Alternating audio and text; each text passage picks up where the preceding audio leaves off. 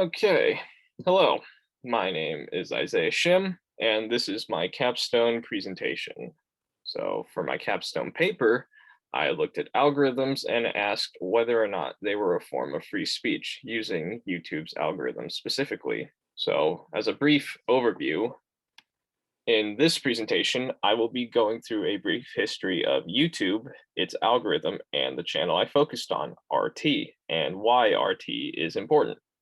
After that, I will define free speech and talk about its history with the United States and how that affected my analysis.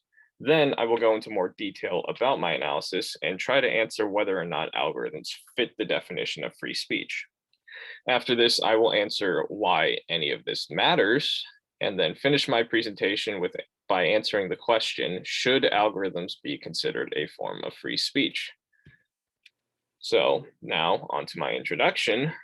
YouTube was founded in 2005 by three former PayPal employees. And less than a year after the site was formed, it was bought by Google on November 13th, 2006 for a whopping $1.65 billion. Fast forward to today, YouTube is by far the biggest video sharing website in the world.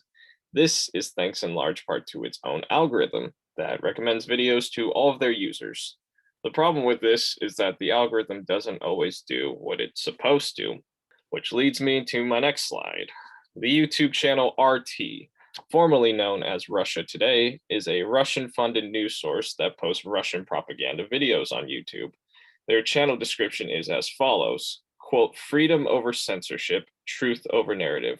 We broadcast on TV in over 100 countries and had more than 10 billion video views on all platforms last year, end quote. They joined the platform in 2007, just 2 years after YouTube was created. They have 4.26 million subscribers and have amassed over 3.3 billion total views over their main channel's total lifetime. They also have accounts for different countries such as RT America, RT UK, and RT Chinese. But today I will be focusing on a video posted on their main channel. So the channel burst onto mainstream news when a video of theirs was getting noticed. When the Mueller report was released in April of 2019, Guillaume Chazlet, who is pictured on the right, noticed something. One of RT's videos was getting recommended a lot. Chazlet, who is a former Google employee who worked on YouTube's algorithm, noticed that this video was getting recommended a lot, even though the video had relatively lower views compared to others. Usually, when a YouTube video has more views, it leads to more exposure, which leads to more views. This is how the YouTube algorithm is supposed to work, at least we think. In RT's case, the video in question skipped the first step entirely. It started getting recommended with a lower number of views. And the video in question was a video that was detailing Russia's involvement in the 2016 United States presidential election. And the Next Web put it best, quote, if Chazlet is correct, YouTube's algorithm amplified a video explaining the finding on possible Russian collusion made by Russia, end quote. So this introduction section was to give you a feel for the object that I chose to research this semester. And now, shifting gears, I'm going to be talking about free speech.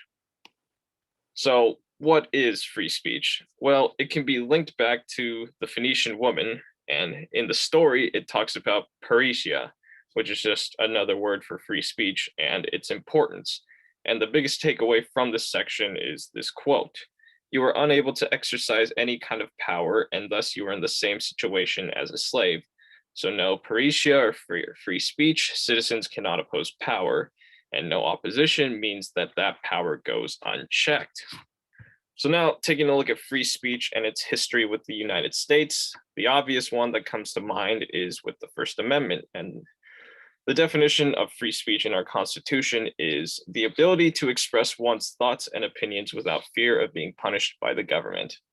But free speech isn't just limited to the US Constitution. Circling back to Russia, during the Cold War, the US government used ideological exclusion to ban 3 novelists from 3 different countries and forbid them from entering the United States. The reasoning was because these 3 were suspected of being communist sympathizers, which basically meant that they were banned based on their ideas and not based on anything that they had done or shown. And what this means is that this is just one instance when the United States has changed the definition of free speech to fulfill a certain agenda. And what this leads to is my analysis. And with my analysis, I asked myself the question, do algorithms fit the definition of free speech? And the way I went about sort of answering this was to look at it from both sides. And what I mean by that was looking at algorithms with the lens of it being considered a form of free speech, and then looking at algorithms and not considering them a form of free speech. So to start out, if algorithms are a form of free speech, then it cannot be regulated, and then it's free to say whatever it wants. And if algorithms are not a form of free speech, then the government or whatever entity can regulate it as much as they want. But at that point, where is the line drawn? And when is the regulation stopped? More regulation means more government surveillance, and whoever regulates the algorithm would have an agenda. And the problem with agendas is that they can change whenever. And the people putting these agendas in place and putting these algorithms in place have inherited biases, making the algorithms an extension of those beliefs, whether they know it or not.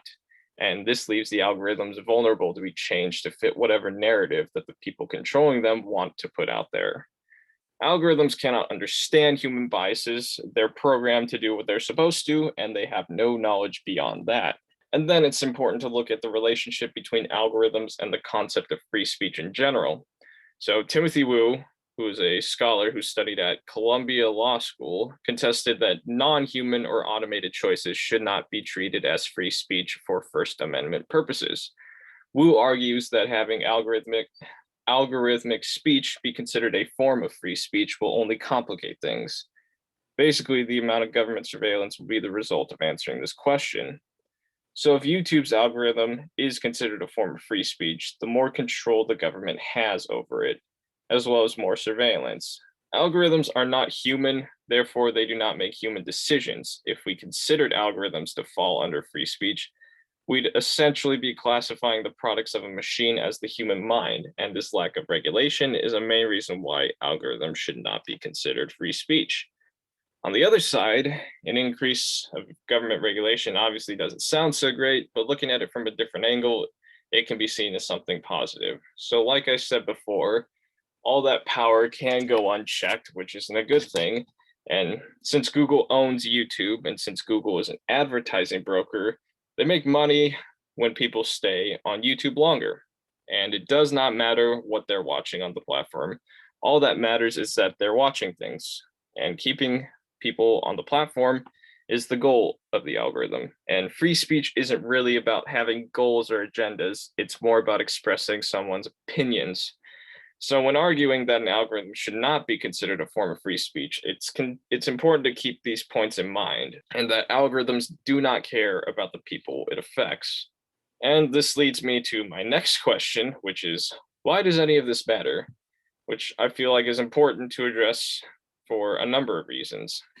One, YouTube is insanely popular. As I said before, it's by far the biggest video sharing platform on the internet in the world. And with billions and billions of hours of content getting uploaded on the platform almost daily, it's very popular. And YouTube is accessible to anyone with an internet connection.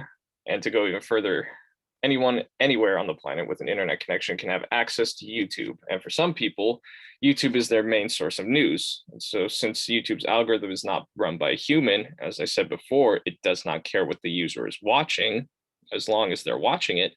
This can lead to more provocative content getting recommended. And this kind of content can get recommended more frequently to people who use YouTube as a news source. And it's very easy for them to get sent into an echo chamber and go down the rabbit hole.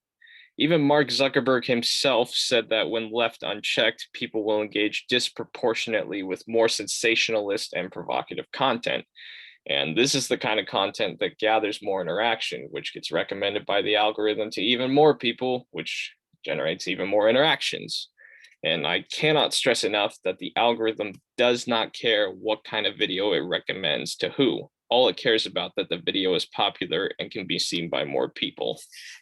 So finally, heading into my conclusion, should algorithms be considered a form of free speech? Well, the short answer is no. At least that's my own opinion. There are many reasons why an algorithm could be considered a form of free speech, but the way I look at it and what I took away from this semester was that the mere notion that algorithms can be influenced and manipulated should require that it's not considered a form of free speech. YouTube themselves have already shown that they're not entirely in control of their own algorithm. Thus, it should be regulated and thus not considered a form of free speech. And I once again bring up the fact that algorithms themselves do not care about the content it recommends. It only cares that the content is more engaging, regardless if it is harmful or not. And even though these algorithms are being formed and put in place by people, the code itself should not be considered free speech. And with YouTube's algorithm specifically, there's just too much that is unknown about it and about how it works to let it speak freely. The YouTube algorithm has an immense amount of power in that it chooses what each user sees, and that amount of power just cannot go unchecked, especially when it lacks any humanity. How the algorithm is supposed to work, it's supposed to recommend popular videos and curate those videos to each user's watch history, and that includes content that is less than appropriate and more provocative. Algorithms in general are a great thing, but they are limited by their lack of understanding other than the code that they're programmed with. And it's up to the corporations putting these algorithms in place to change them or to prevent mistakes, or at least monitor them frequently to correct them when they happen.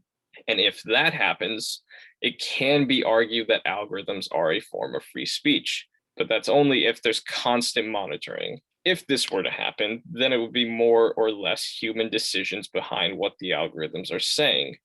The algorithms would become an extension of a person's speech at that point. But until that happens, algorithms on their own should not be considered a form of free speech. And there are my references, and that is all. Thank you.